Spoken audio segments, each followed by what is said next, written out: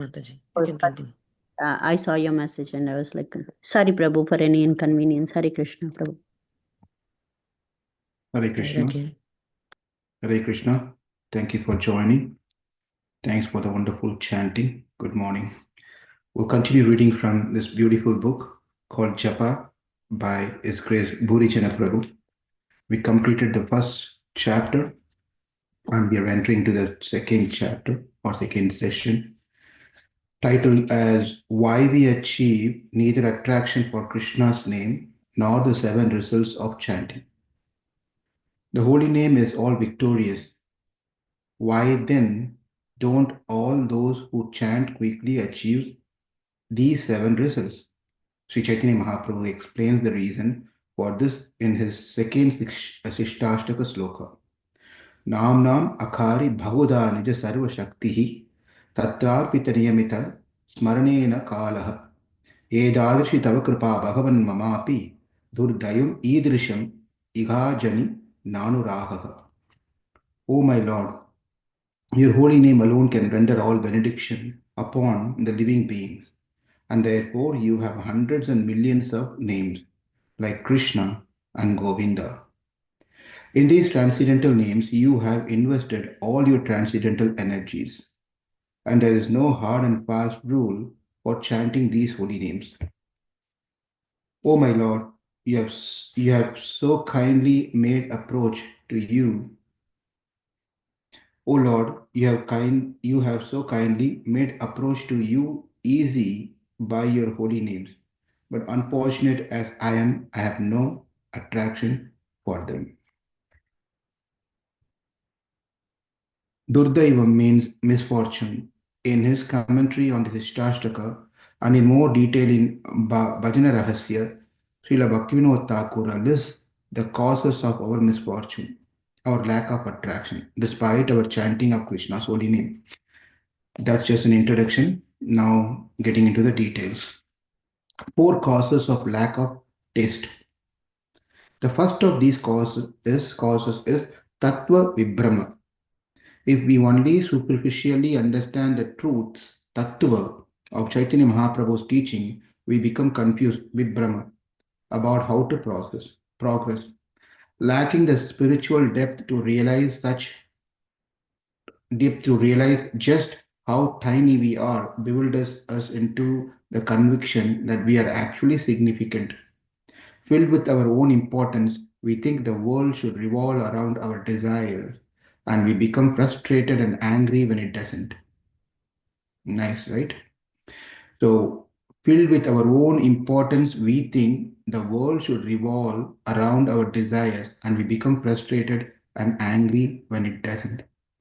Then, mistaking the identity of ours, we quickly divide them into friends and enemies. So much suffering ensues from all this ignorance. This is so nice. So everyone thinking they are the best and they are the important person than anyone else. If that doesn't happen, then we start dividing our group into friends and enemies. Those who respect us are friends, those who doesn't respect us are enemies, and problem starts.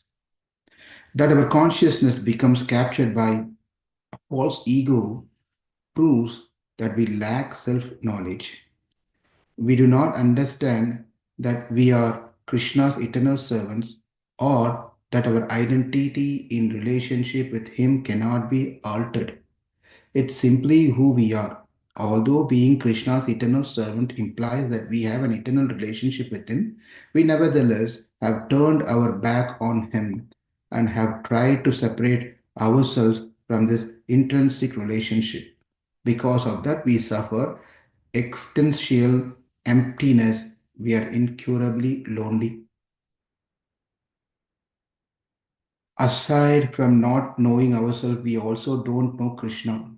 Neither do we deeply understand the prescribed sadhana process. Yes, we chant Hare Krishna, but how deep is our realization and surrender to this practice? We also lack clear understanding of what is favorable and unfavorable to our devotional service. Thus, we tend to do things that hinder our bhakti and fail to do those things that could help. The second cause of our misfortune is asat trishna. So the first cause is sattva vibrama, tattva vibramba. Vibrama means confusion, and confusion in identification of the truth. The second one is the asat trishna, thirst for the temporary. We thirst for the temporary in four forms.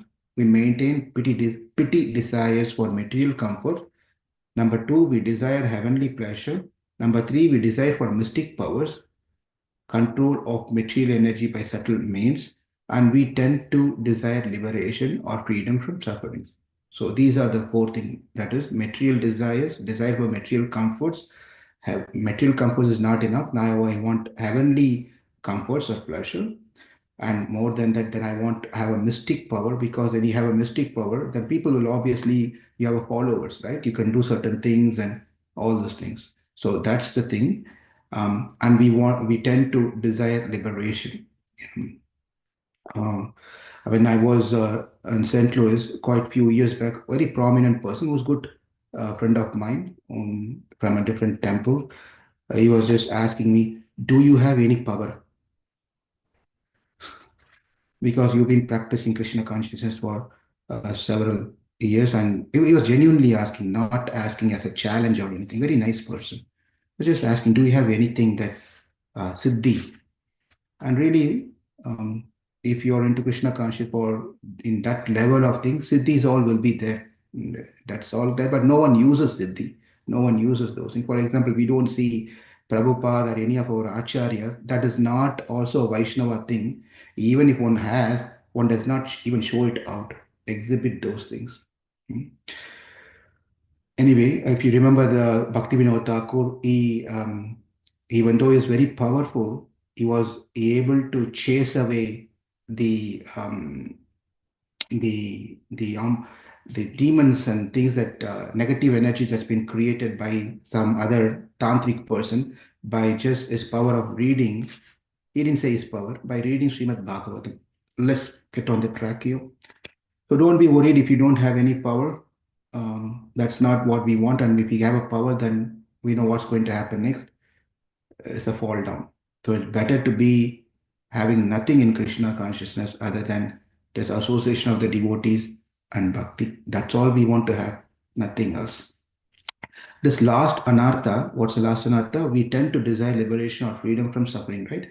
This last anartha appears while we are chanting Hare Krishna, our desire to go back to Godhead is strongly motivated by the desire to escape suffering.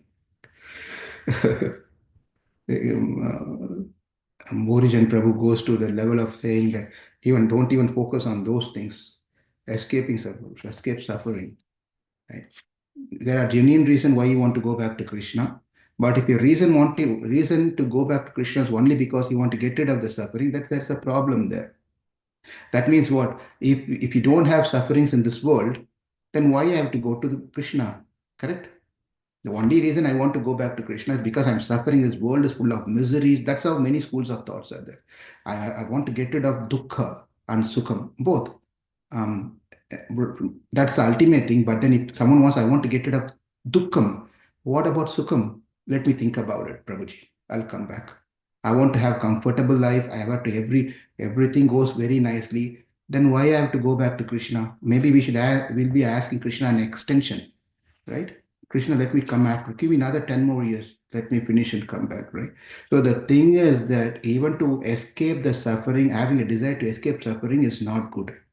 That's not the idea why why devotees want to go back to Krishna. This attitude is actually self-centered and has little to do with bhakti. There's no bhakti in that. The core attitude is actually self-centered and has little to do with bhakti. The core of it is salvation, not Krishna's satisfaction. You get the difference, right? We want to attain mukti. That is why many times we see in our tradition, in our teachings, we always say that bhakti is better than bhakti is greater than mukti. Of course, we all want to attain mukti, but what happens is people think mukti means to get rid of the problems of the life. That is the only main goal of what mukti means. Therefore, we don't much talk about mukti. Rather, we speak about Krishna bhakti, Krishna satisfaction. Now, let's continue here. The third cause, what's the first cause? Tattva vibhrama. And the second cause is asat trishna. And the third one is hridaya daurbalyam. Hridaya daurbalyam refers to two related weaknesses. By the way, this is all, there's a beautiful book called Madhurya Kadambini. Very, very beautiful. One of my favorite book by Viśvanātha Cakravartī Ṭhākura. It's a small book, very nice book. Gives a lot of details and technical information. Anyway, the third cause, Hridaya Daurbalyam, refers to two related weaknesses: attachment to objects unrelated to Krishna, and deceit, fault finding, envy, and desire for fame. Śrīla Bhaktivinoda Ṭhākura notes that sadhakas should be especially careful of the anchoring for fame. Such outpouring of false ego are extremely difficult to eradicate. Everyone wants to become famous in some way or the other. So that's the biggest problem. And we should be very careful. The more you go high, the more chance for you to be spotted to shoot. So it's better to be humble. Finally, the fourth cause of misfortune is aparadha. First one is tattva vibhrama, second one is athat trishna, third one is hridaya daurbalyam, and fourth one is aparadha.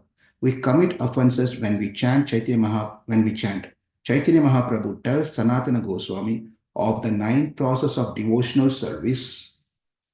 The most important is to always chant the holy name of the Lord. If one does so, avoiding the 10 kinds of offenses, one very easily obtains the most valuable love of God. This is from Chaitanya Charitamrita. It is wise to avoid the 10 offenses against the holy name.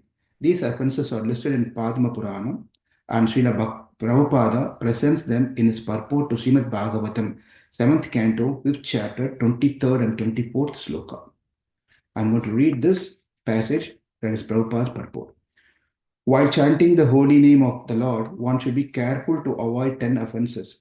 From Sanat Kumara, it is understood that even if a person is a severe offender in many ways, he is freed from offensive life if he takes shelter of the Lord's holy name.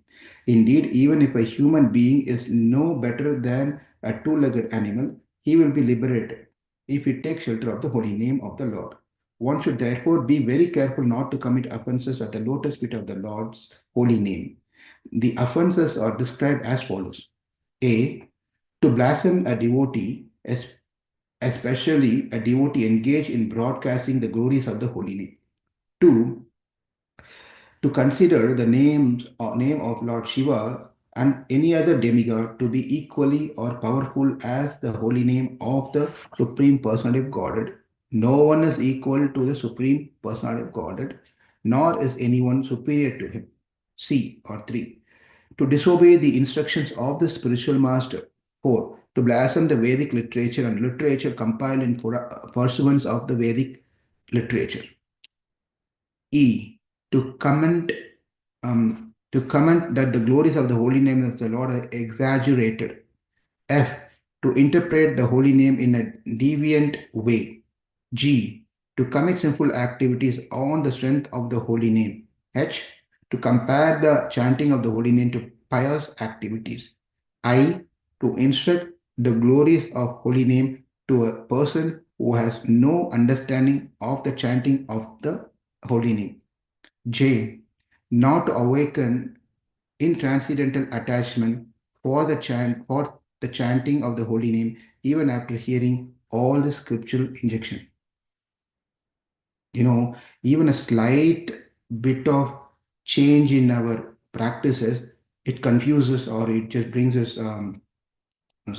delay in proceeding further. We are used to reading 10 offenses. 1. To blaspheme the devotees who are dedicated the holy name of the, to disobey yours. Number 2, number 3, number 4, like that. When the even numbers change into alphabet bullet, it just mind gets into a bewilderment. That's how our condition are. So we have to, it's very hard, and I'm just using this as an example. It's very hard for us to come out of our conditioned state because we have been used to it so much. If you've been telling this 10 offenses for 20-25 years, number 1 to blaspheme the devotees, number 2, number 3, disobey, and now suddenly number 1, 2, 3 change it to A, B, C, D, E, F, G, H, couldn't proceed further. This is just reading 10 offenses. Think about our habits, vasanas, for several years. It is very difficult to get out of it. Very, very difficult to get out of it. Therefore, it requires some push and pull from our side and from other surrounding devotees to help us to push. Therefore, otherwise we will not get up and do any of these things. We need this push and pull. I will actually stop there. There's another few more pages here, 2 more pages. I thought I'll finish this. Maybe if it's okay, I'll take 4 more minutes to finish this. I hear Amoganam Prabhu's blessing, so I'll continue. To understand aparadhas and why they adversely affect our ability to achieve the results of chanting, we should remember that Krishna and his holy name are non-different. This means that as Krishna is a person, so his holy name is a person. Committing nama-aparadha therefore means that we are insulting Nama Prabhu. It is only natural that he does not award his full potency. It is only natural that he does not award his full potency. That is, he does not give himself to offenders. If a great and influential person wishes to bestow his wealth on us, but we maliciously criticize his devoted servants, he will be offended. If we consider his inferior equal to him, again he will be offended. If we disobey his assistants, especially those who have introduced us to him, or if we criticize the books that describes his wealth and power and position, or if we, there's a lot of list here, we have to be very careful, or if we misinterpret his glories or consider them made up, it is only natural that he will be offended. Even worse, if we act criminally and then misuse our relationship with him by expecting him to protect us simply because he can, then that great man will shake his head and consider how to teach us some valuable lessons. He will change his attitude toward us and withdraw his protection and kindness, even as he continues to keep an affectionate eye on us. We would expect anyone to become offended by the behavior I just described. Why not Nama Prabhu? You know what? I'm not going to rush just for the take of wanting to finish this one. We'll go through this one next time. That is probably Monday. I just thought I'll finish because the continuity will go, but I think then we may not catch all these beautiful things that's there in this paragraph. So we'll pause and we'll pick up this in our next session. Hare Krishna, Prabhu. Yes, Hare Krishna Mataji. I wanted to add something. You said you're talking about Siddhi, right? You have Siddhi, Prabhu. Because it's been so many years, I wanted to get up by 4 o'clock because of your word. Last 6 months in this call, I'm getting up. So that is your Siddhi, Prabhu. Okay, thank you, Mataji. Now I can be happy. I can add into my profile that I have a Siddhi. Sure, Prabhu. See, this many people are coming and sitting and chanting in the early morning Brahma Muhurta. That's it. Some siddhis you can visible, some siddhis are not visible, Prabhu. And you all have. Thank you so much for encouraging and doing for all of us for morning. You're dedicating your time, Prabhu. Thank you. Hare Krishna. Thank you, Mataji. Hare Krishna. All right, we'll stop here and we'll meet again tomorrow morning, 5 a.m. Central Time. You all have a wonderful rest of the day in remembering Krishna, chant Krishna and name, and be happy. One question tomorrow is devotee sharing, or is it on Sunday? I don't remember. Sunday is devotee. Sunday is a devotee. Okay, because I thought there was some proposal from Gopal Prabhu. Okay, that's fine. Thank you. Hare Krishna. See you all tomorrow.